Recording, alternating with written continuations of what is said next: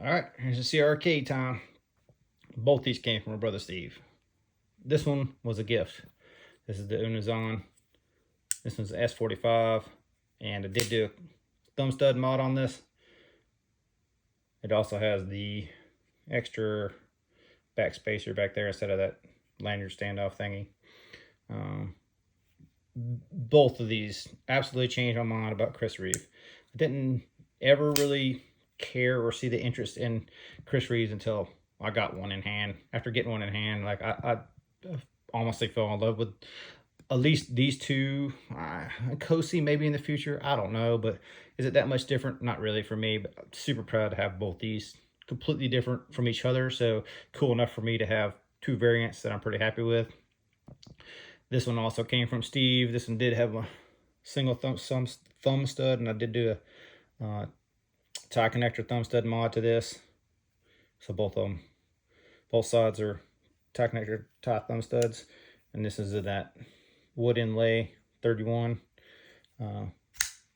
Cool knife, nice grind. Fit and finish is insane on CRKs. If you never handled one, definitely worth checking out.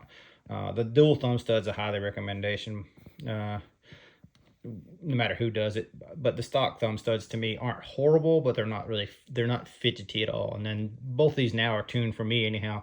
No side to side, no lock rock, and decent amount of fidgetability. And a lot of people say you can't really fidget CRKs, but to me, like, I like that, the good action feel, and you can just thumb it out, come back.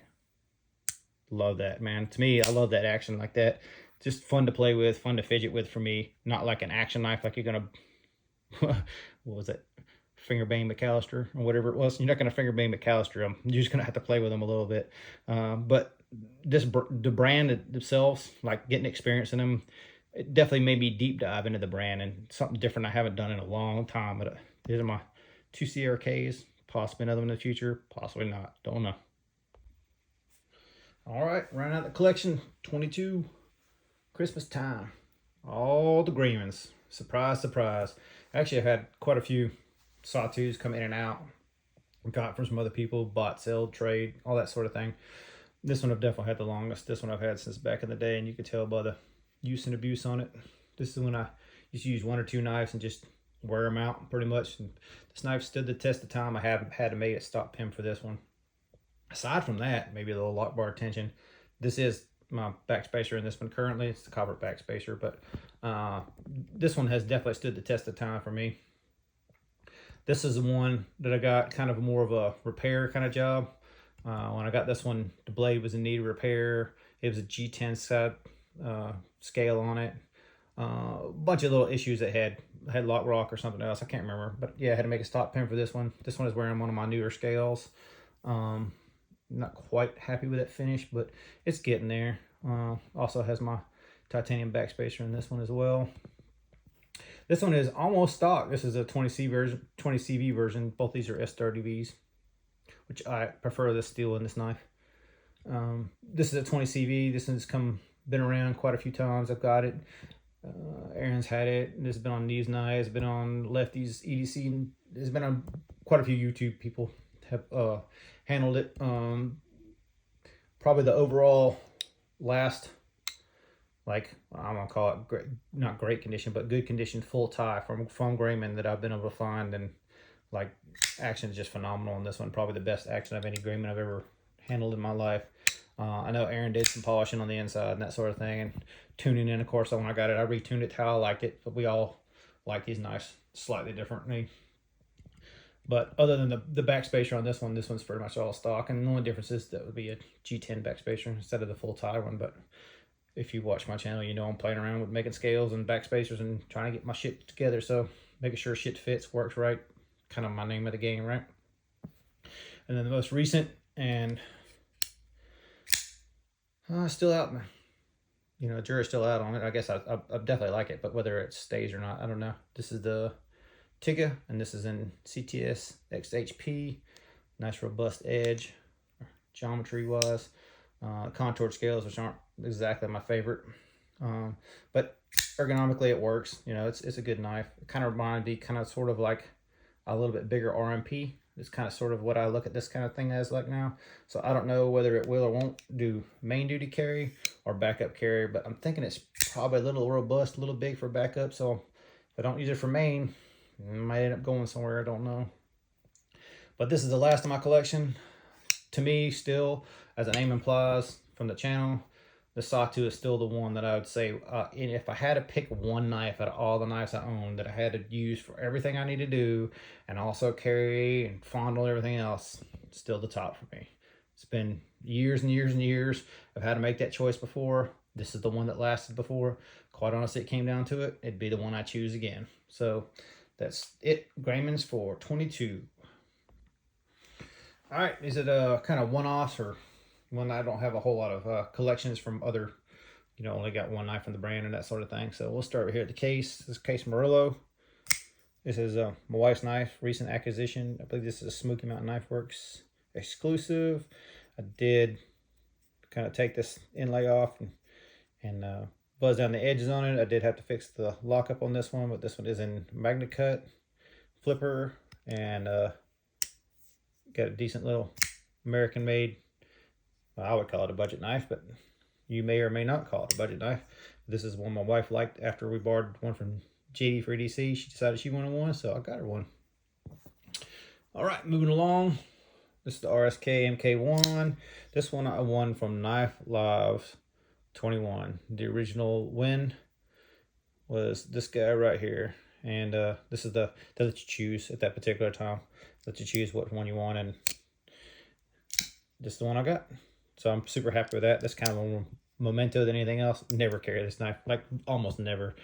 Access locks, probably my least favorite, or one of my least favorite styles of locks.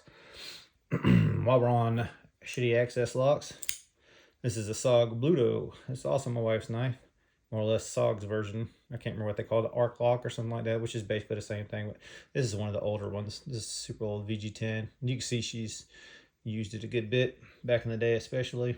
Not so much these days, but this used to be her little daily she used to carry. But had lost one of these, got her another one. This one's not as good as the original one we had, but still a cool little knife, I guess, for the size of it, utility of it. She likes it a lot. I've never carried it.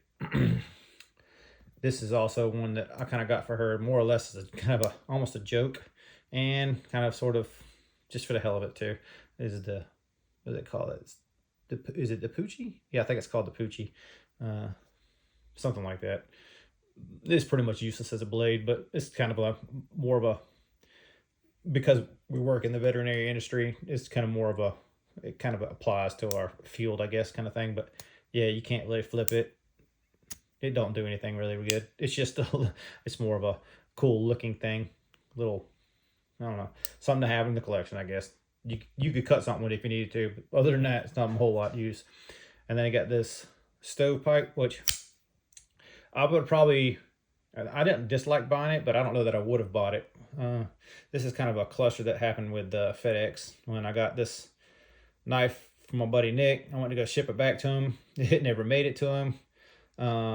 Basically FedEx turned around and sent it back to me, but it took about 5 or 6 weeks to get it back. So we thought it was lost. I went ahead and bought it from him because I felt bad about it. He was kind of in need for money. So that's how I ended up with the Spyderco. I don't dislike it, just don't know what I'm going to do with it. So we'll see what this happens to this one, but that's the only 2 Spydercos I got, are those 2 right there.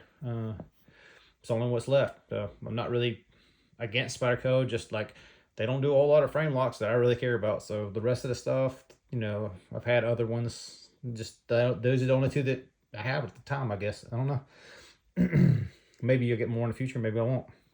Only Boker I have, and this is the Pipsqueak, and this is Neil Blackwood design. What got me into Neil Blackwoods from back in the day. I don't remember what year this was, but this is pretty much an engagement present at the time to my wife. We were supposed to have 2 of them. We tried to get a couple more, never worked out. This is definitely a unique kind of knife. This is the only one I think I have with I'm pretty sure this is canvas mercada, and it kind of changes with your hand sweat or whatever else. It's a cool little knife. The 2-tone blade, this is a more of a brushed finish with stone wash, and that's more of the blasted in the stone wash kind of blade. I don't even know what steel this one's in, to be honest with you. I don't know if it even says. But it's more of a memento than anything else. This is a low number. So if I remember correctly from back in the day, it says 189. If I remember correctly back in the day, the first 200 Neil Blackwood's there to kind of supervise in Boker in Germany at the time. And then after that, the quality kind of went down in them. That's my only Boker that I have. ADV. So this is the Tonto 2 ADV. Even though it just says Tonto on it. And this is the prototype version of this. And I think it says the date. I can't read it because I don't have my glasses on, but you guys can probably see it. So I think I got this last year. I specifically asked him to make sure. He said it's not Chinese, it's South African. I still kind of suspect that it's Chinese parts in this thing. I just have no proof, but the action is just like Chinese knives. It's just ridiculous. The finish on it is ridiculous. So I don't know. Jury's still out, I guess, but still a cool knife. I dig it. Definitely a robust knife. It's my only ADV I have. This was on Manufacturing Channel for a while. I let him borrow it for quite a while. He liked it pretty good. It's a cool knife. Like it, you know, the finishing, the fit on it, like it's just a cool knife, man. Like regardless of where it came from, it's a really cool knife. So I'm kind of glad to have this one in the collection. Do I want more? Probably one ADV is probably enough for me, honestly. But it's cool. I'm glad I have it in the collection. It's definitely still in that bruiser class, albeit kind of sore on the smaller end of bruiser. It's still in the bruiser class for me. This other one, this one is a Magnum Works. I think that's how it says it. Magnum Works. This is a custom one-off. This was kind of a recent acquisition. Arrowhead Outdoors. Scott out there recently lost his wife. He started selling some of his collection to kind of make ends meet and that sort of thing. And I thought it was unique enough that I like to have it.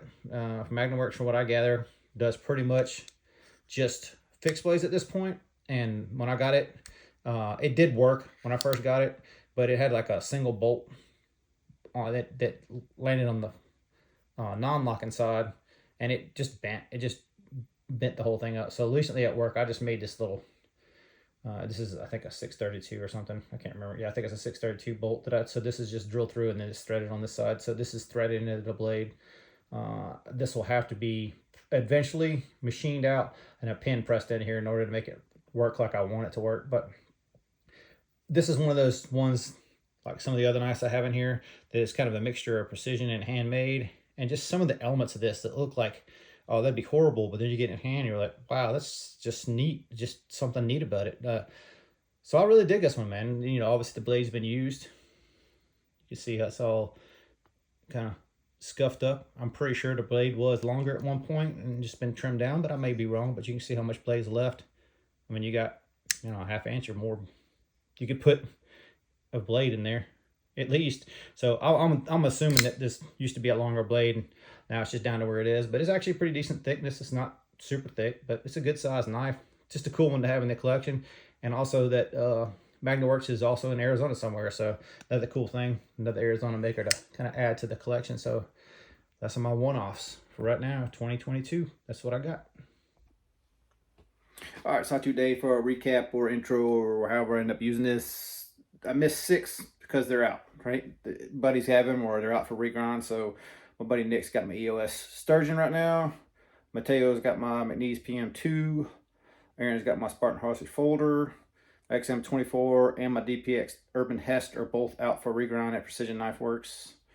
And Trouble Blades Mofo is at Thomas Kennards with the regrind too. So all 6 of those combined, compared with the ones I have in the safe already that I already showed you guys, add the numbers up, I'm over 40. So 44 knives. Got to do something. So we shall see soon enough. We got to work out something with it. I got a 40-piece rule, so I'll probably have to condense that down a little bit, try to figure out what's going on, shift some things around. We'll figure it out. Intro, outro. Hope y'all enjoyed this. I'm going to combine some of these videos collections because some of the videos are short. Some of them are just medium length. I'm going to try to make them all like 10-15 minutes so they're digestible a little bit easier. So I'll try to smash them all together. If you don't find what you like, then hopefully you can fast forward to the one you want to see. All right. See y'all.